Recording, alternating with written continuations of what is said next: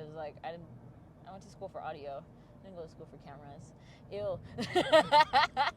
Why is that ew? I'm like, ew. I can see you're recording me. Now I know how it feels. But yeah, well, let's start from the beginning then.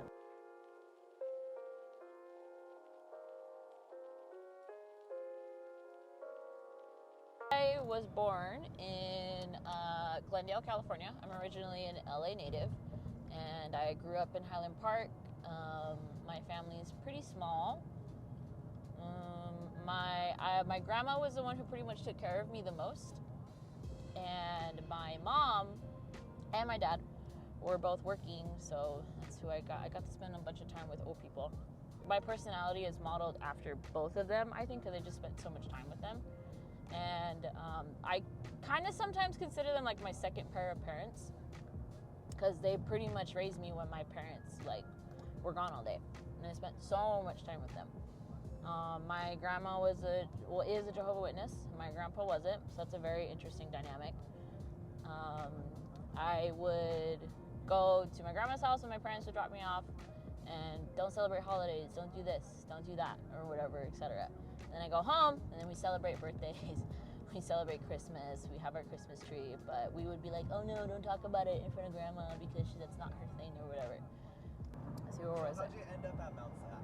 I ended up at Mount Sac because after I did all those AP classes and honors classes, I got into Cal Poly. I got into Cal State LA, and I was an AVID at the time in high school, and I got into UCR too, actually. I was going to get into San Bernardino, but I just didn't finish the form because I found out that I couldn't afford to go to college because my grades were good, but they weren't good enough.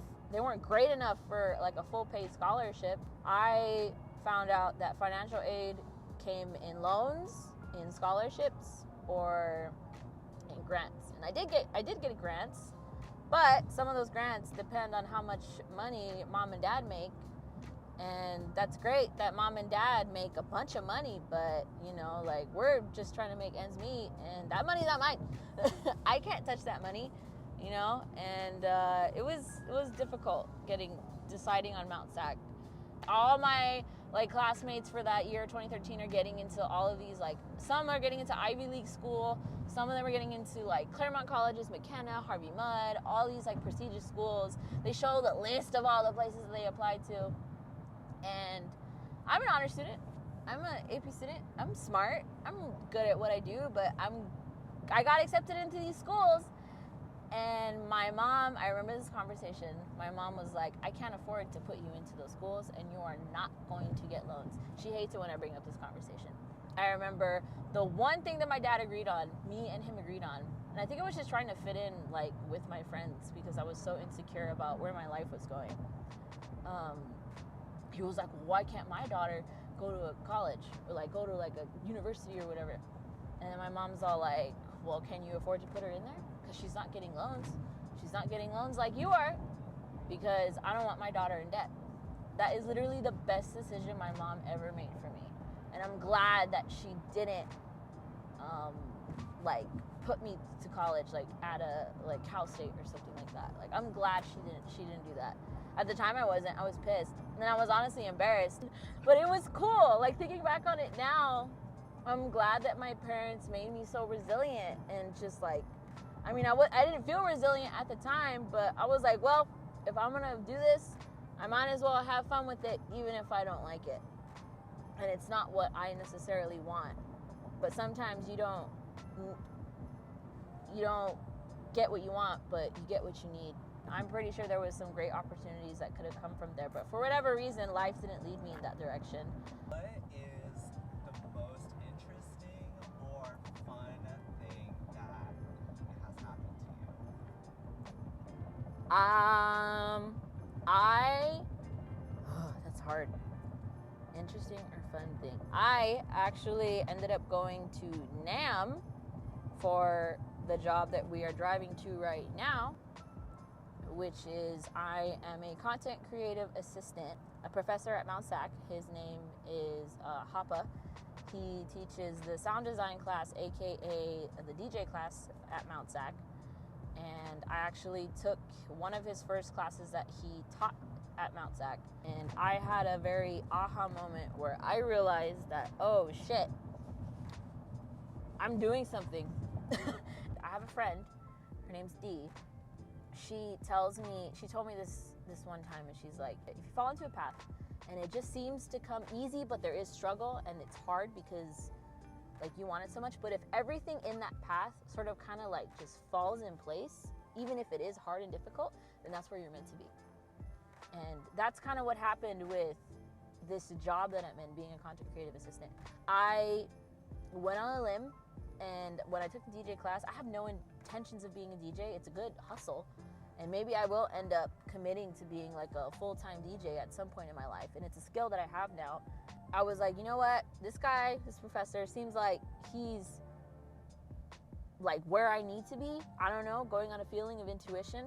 I was like, this guy has it. I don't know what it is, but I'm gonna walk on a feeling, walk on a leap of faith, whatever you wanna call it, and I'm just gonna ask, and I'm gonna be like, hey, I don't know what I'm doing, you know, but I would love to intern for you, and you know, if we could like figure out something. I don't know where my skills could be. I don't know if it's necessarily for DJing or if it's for anything. I would love to be your intern. And it's funny because I found out recently, he was like, you were the last person I thought that was gonna ask me for an internship. And I was like, really? I'm a very loud person. I'm surprised you thought that. And I could see why, looking back, I could see why he thought that I wouldn't ask for an internship, because it seemed like I was going in a different direction than originally I thought I was. And just one thing led to another. I do this internship for like 6 months, and I'm like trying to figure out what the hell I'm doing. I'm stressed out. I'm like, what the fuck is my purpose? I have no idea what I'm doing. How am I gonna use all my skills? I'm not a good DJ. I've only been DJing for a year. And he gives me his green iPhone, which I will show you. This green iPhone, it's an iPhone 11. And he's like, hey, I have this extra phone. You wanna just use it? I'm like, okay, I don't know what to use it for. I'm just like, you know what? I'm just gonna record everything that I see. And all the experiences that I've had that led up to NAMM, I realized, oh fuck, it led me to right here, that stupid little green iPhone. It's so obnoxious and just loud, and I don't lose it. It led me to that moment. Like, I just record him same way that you're recording me, and I put on a lav, and I'm just like, hey, let's talk. Because he says a lot of very like a lot of wisdom bites that I like to call them wisdom bites, sound bites, because he just has so much wisdom. He has so much just insight. I respect him so much as an individual. And I think it's also because he's kind of like a father figure to me in a way, in a little bit. I didn't have the greatest relationship with my dad. My parents were married. They never got divorced. A lot of people would ask me if my parents were divorced because I never talked about my dad, and that's just because I never got along with my dad. And it's because of this internship that I actually get along with my dad way better than I ever did before. We're going to Miguel Contreras Learning Center High School. It's like, it's split into 4 high schools in a certain part of downtown LA, in this little section. And we're going to be helping the interns. These kids get paid to learn how to DJ, which I think is awesome, and I want to join. I would love to get paid to learn how to DJ, even though I already know how to DJ. But sign me the fuck up.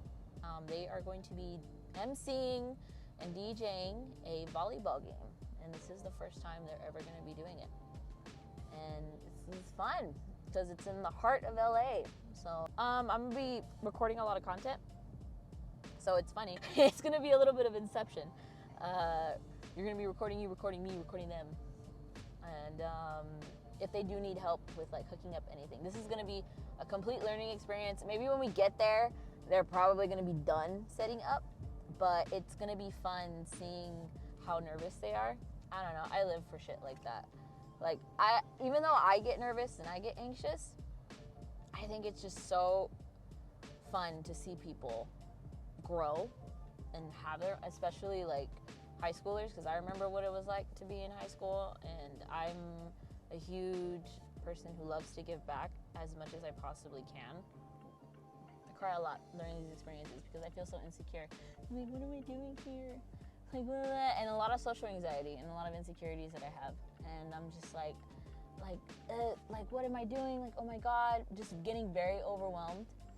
And this chick is talking to me, and she's like, you know, like, it's okay. You've only been teaching for like a year, but you're in good hands. And like, Hapa is like a huge, like, amazing resource that you have. Like, you should definitely use that, you know?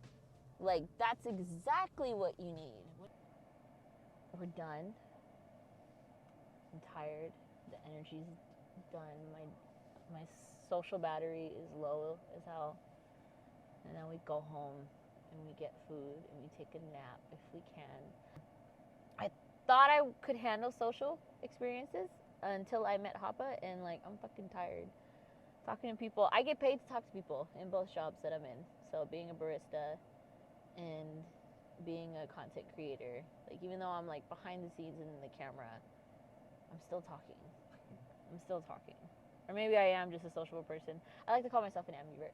But yeah, now we're gonna go home and then recharge and then do it again tomorrow.